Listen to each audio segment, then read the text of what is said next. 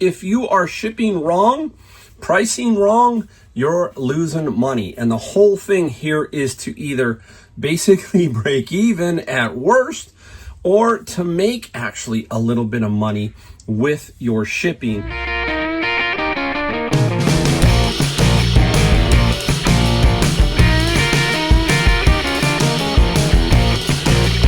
Hey everybody, welcome. Mike, Golden State Picker.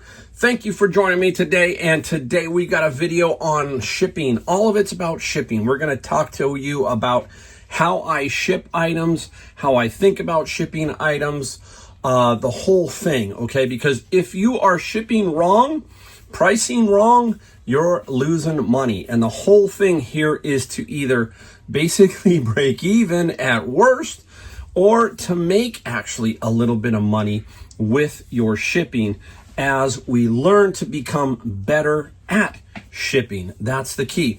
If you're new to eBay, it's going to be a little tricky at first, but as you build up, you will get better at almost instantly knowing generally what something is going to cost you to ship. Why? Because when we're in the field, when we're sourcing, we have to know what that item is going to cost to ship. In general, we have to be pretty good at it. We have to know which way it's going to go because that's going to help you make your decision on buying that item or not buying that item. So we have to know all aspects of eBay, and shipping, I believe, is probably one of the top things you need to know. You need to know price, but you need to know price of shipping, and you need to know how to ship and simple things like that. So I want to break it down into how I originally came to it. I was struggling when I first started out what I was going to use. The United States Postal Service, UPS, FedEx, all kinds of wacky ways to do things. And I had to kind of break it down into something a little bit more simpler. And this is basically what I think. Okay, I'm going to show you. Here you go. Now, I got 3 boxes. I want you to imagine the bottom one is a little bit bigger. You can kind of see it is a little bigger. We go small, medium, and large. And that's how I think. I break it down into 3 segments for general items. We're going to talk about books in a second, a few other things like that. But small, medium, and large. So that's what I do at first. And then I break it down into price. I go small.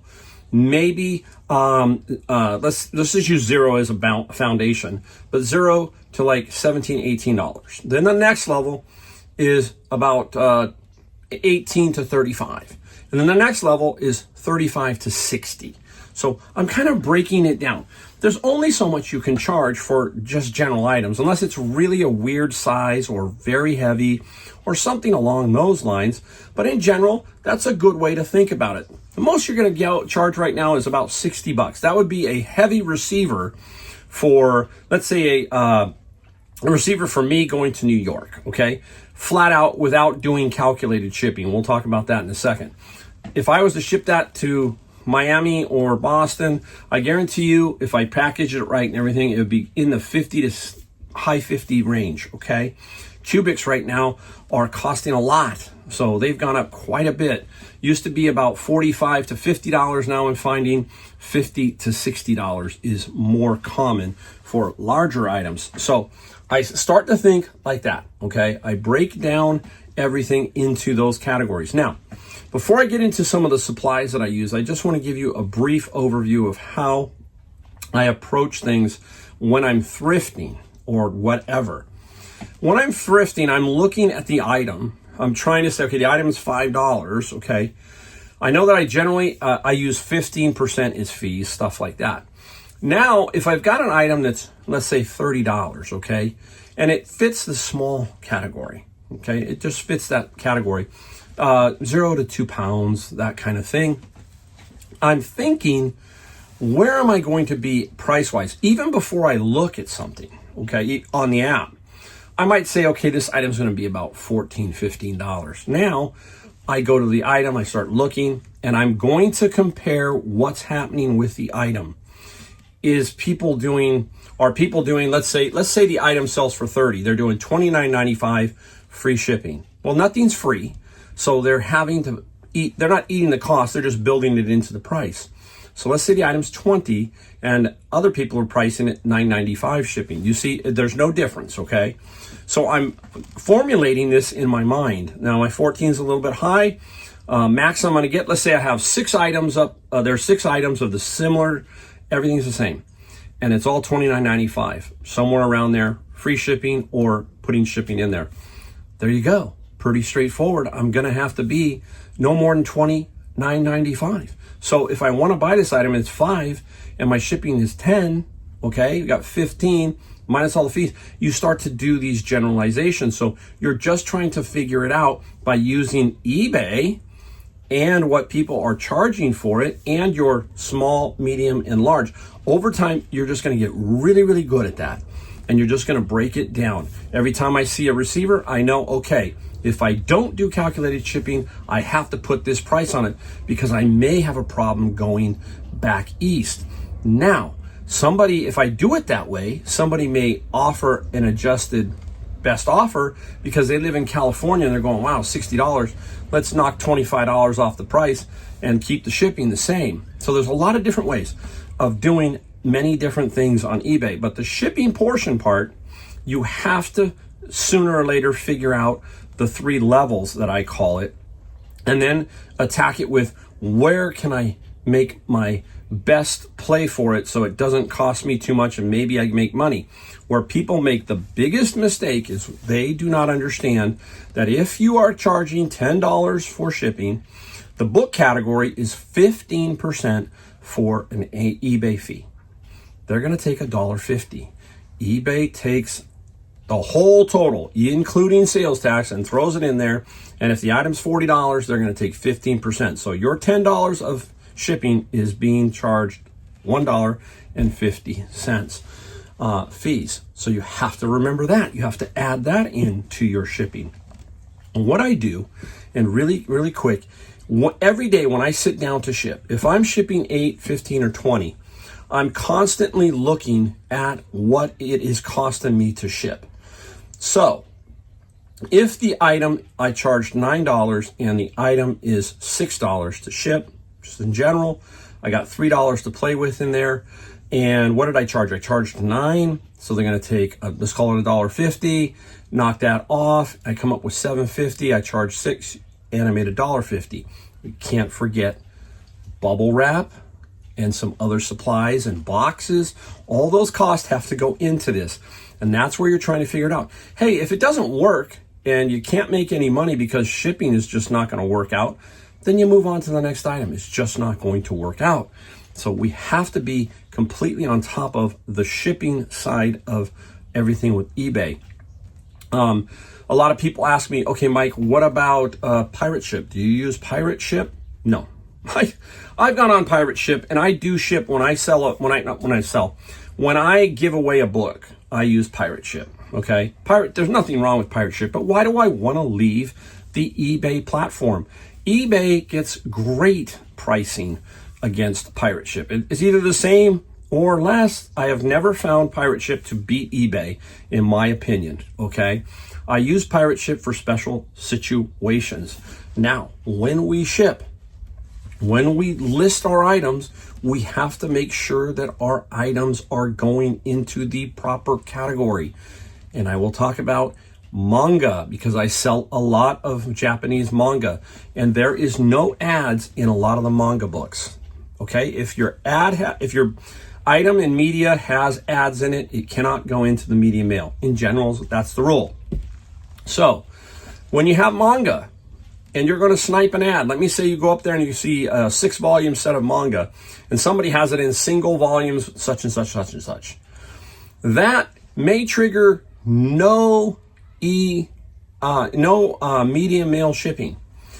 And if you don't change that to book category, okay, with that same title and do the item specifics, then you're going to be charged when you go to, all of a sudden you're pricing it at media mail rate. Media mail rate may be $9 and ground may be $14, let's say. Just giving you a general. Now all of a sudden you're going, wow, I priced it at $9. The cheapest I can find is $14 or $12. Now you're $3 off. So you have to know what category it's in to make sure that certain categories don't mess you up. A lot of people do that. And another thing is, when you think about it, if they're putting their item in that category of single whatever, and it doesn't trigger medium mail, it blocks you from that. You either now have to go to pirate ship to do that and drag your shipping confirmation, all that back into eBay. You could do that, but what a waste of time that is, right? Not good. All that kind of stuff. And so you are at an advantage against some of these other people if they're not doing it properly. They may be having to charge $3 more. You may see that in their pricing and you go, wow, they're charging $9. My medium mail rate says I should be $7. You kind of see what I'm saying. So you have to learn all these little nuances about shipping. It's not difficult, but when you sit down and you start to do it, you're going to go, oh, I made a mistake. I didn't put that manga in the right category. So now my medium mail is 7, but best I can do is 9. So do I take it to pirate ship for 2? Do I take it over there and deal with it? So there's a lot of little subtleties within the shipping and the shipping categories that you got to be very, very careful of when you're doing things. Now, I'm going to show you some of the supplies. I'm looking over here to see what I got. Wrong category. I'm talking about it. Okay, hey, let's talk about another feature you can use to help yourself learn, especially larger items. I'll try to put a link to it. If not, you just type it in Google and you figure you'll find it. It's called the eBay calculator. eBay has this calculator. It's live. It's current. You can put in your measurements, everything, your weight, and then you can choose where you're going to. You can say, okay, I'm going to San Jose to Miami, and this is what its size is and everything. And it will give you the options, FedEx, UPS, USPS, and then you can see the price before you even list it. So you can kind of see what is going on there. So this eBay calculator, I used it a lot at first just to learn what was going on. When I was getting ready to ship an item, I said, you know what?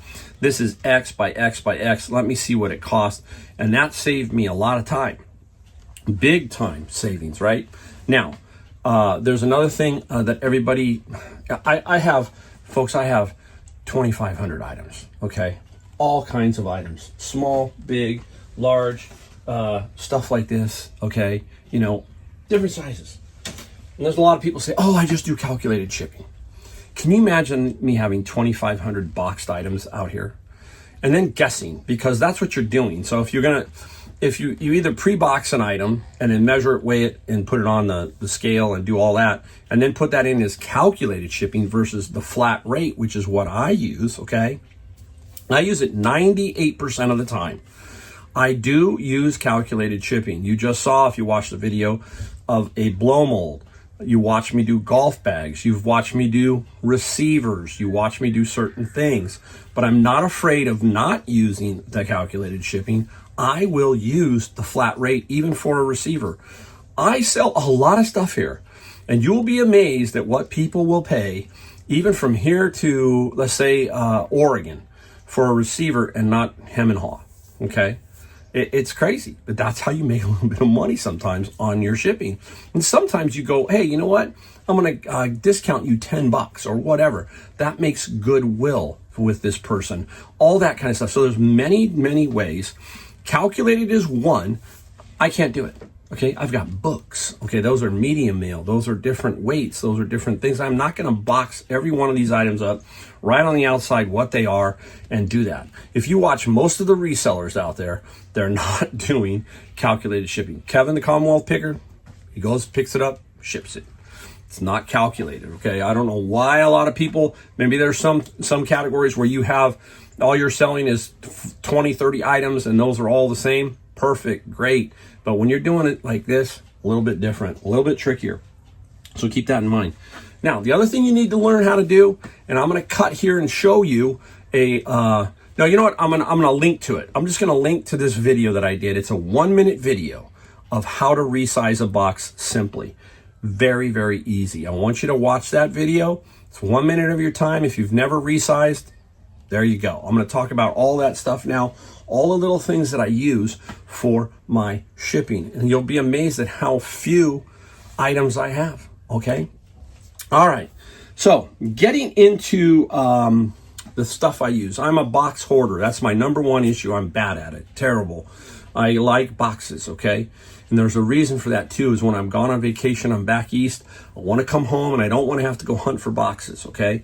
I want to be ready to go. I want to be able to ship everything and not say, you know what, I got to go get boxes, then come back and ship. Not me, okay? I don't buy boxes. I don't buy major boxes. I buy 2 boxes that I'm going to show you in a second.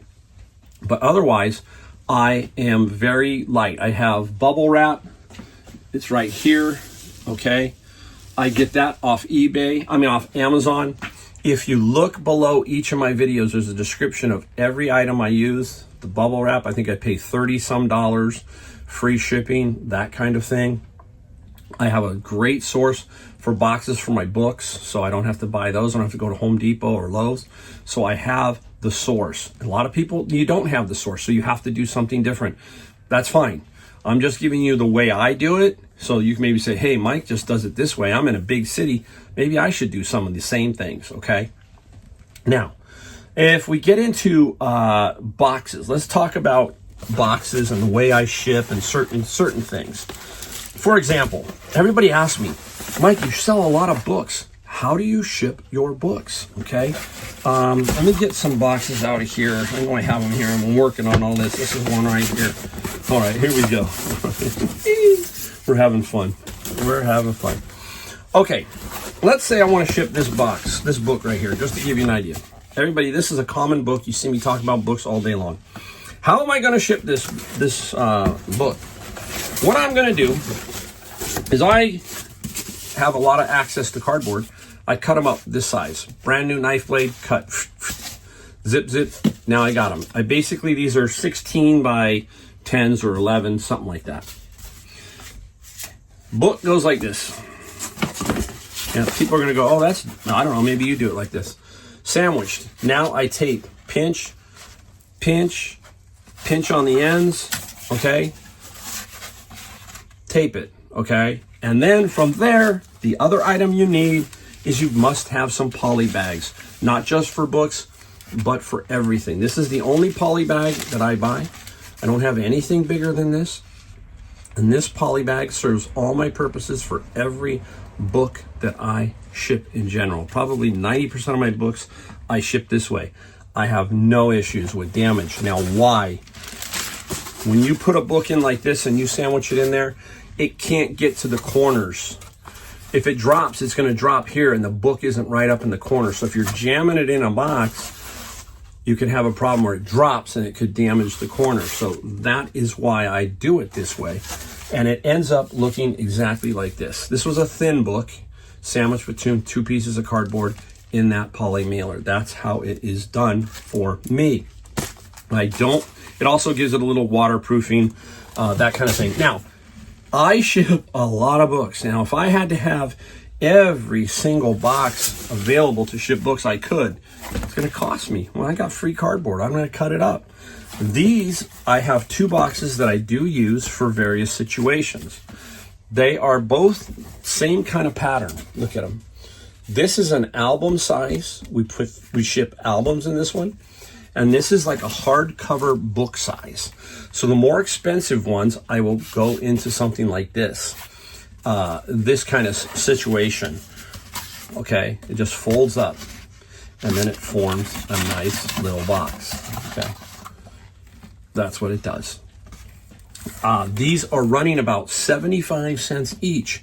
So if you don't want to do cutting up cardboard or something, now you're going to have to add 75 cents to your cost of overall shipping, plus your time, plus everything else. So that is 2 boxes I purchased. Again, down below, these are available. Now, this one here, I can ship a lot of different books. I can ship very expensive stuff. I've shipped $600-700 magazine lot, small, you know what I mean, something like that. I've shipped a lot of different stuff in this. Not just albums, but other things. It's very versatile. So you got to have some of these, and I think you got to have some of these to make this work. Now, we talked about how it ends up looking, so we're going to move that over to here. We talked about the poly mailer. Mike, do I ship anything United States Postal Service, what do? Most of my stuff is medium mail or a USPS Ground Advantage. Here is the only two things that I use from the post office. A padded flat rate mailer and this medium size box right here. This one, okay? Occasionally I can get a lot of different weight and something might go into this. This is hardly used, it is used, but most of the time it'd be a padded mailer. Baseball gloves, some clothing, stuff like that you can get in here, some small shoes, stuff like that goes into this. That's it, that's the only two boxes that I use there. Now, the other thing that I have to have is, for me, is other stuff. Well, let me use one more box. Hear me talk about it. I saw what? A lot of what? Golf clubs, right?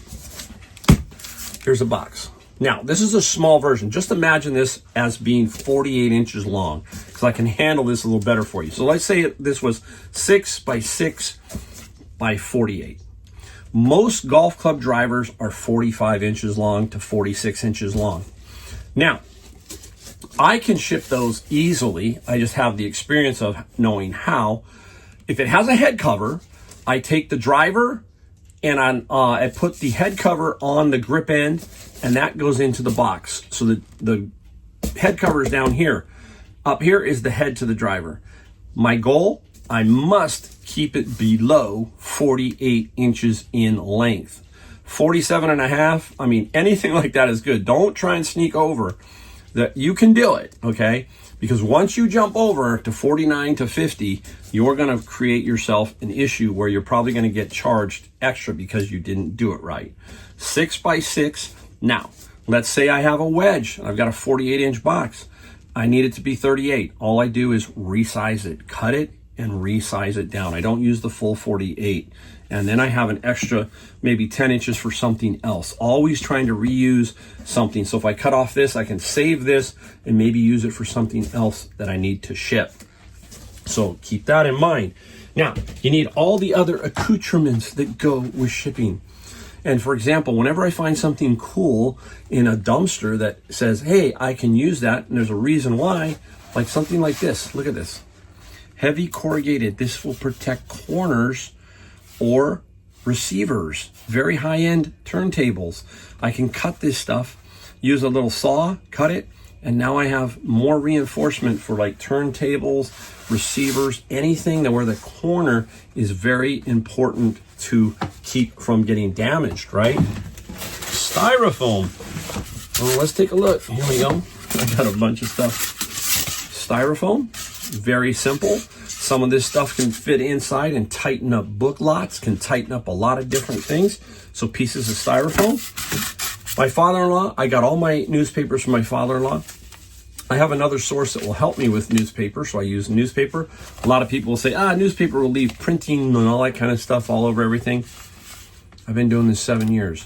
Not one issue with transfer of newspaper print. Not one, okay? So maybe I'm just getting lucky, right? But just in case, if there is an issue, I have stuff like this, okay? And I find this stuff, and I have a bunch of it. And if I don't have enough newspaper, this is the type of stuff I'll order. This kind of crafty paper. You kind of see it at stores that wrap glass and that kind of stuff. You always got to wrap glass. You need newspaper. You need stuff like that. So I would use that. This one here is a boondoggle. This one I find is a vet that for some reason has stuff packed in ice and this. Look how cool this stuff is. Very, very versatile. I can wrap glass that needs to be protected all around it, you know, just like that. I can put a layer down on the bottom of a box, a receiver, and then a piece on top, cuts on sides. I mean, so we need to collect. You have to collect this kind of stuff. If you want to learn to grow your sales and you want to get into different products, you go, I just can't, I don't know how to ship it. The only way you're going to learn is to ship it, and you're going to have to gather stuff, unique stuff that will help you, ship items. Sometimes it's like you get heavy saran wrap, like somebody's got like a big ball of this saran wrap. That stuff is great for glass. That wraps up, it's like a little ball. So just keep thinking about stuff that you can use to basically ship almost anything.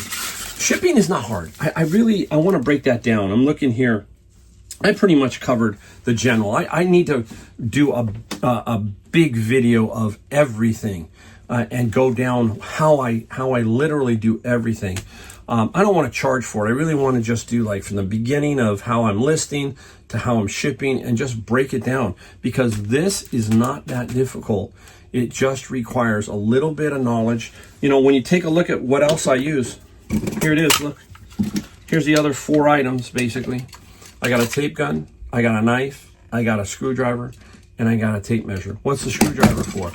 The screwdriver, if you watch the resizing video, I don't buy any fancy resizing tools. This is my resizing tool right here. Finger on it, you saw me slide right across, right? Simple. Oh, I do have a little, you know, simple tape thing.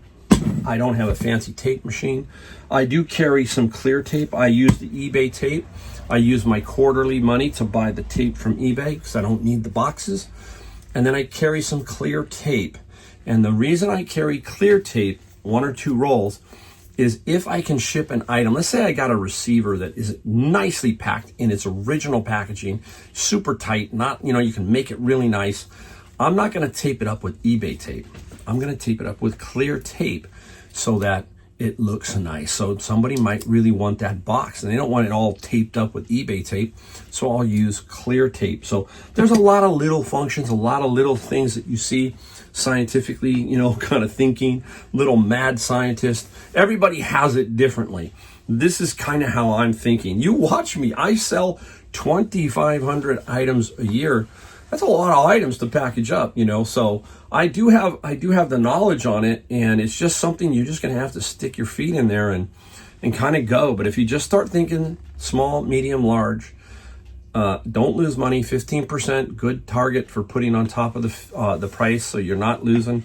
Sitting down at your computer as you list every day and saying, okay, let's add up all the cost of the item shipped. Let's say it's $100. Okay.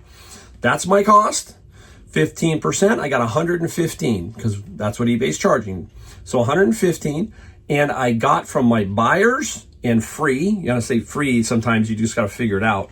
But let's say everybody paid for shipping and it came out to $130 and you charged 100 and they took 115, you're $15 ahead of the game, okay?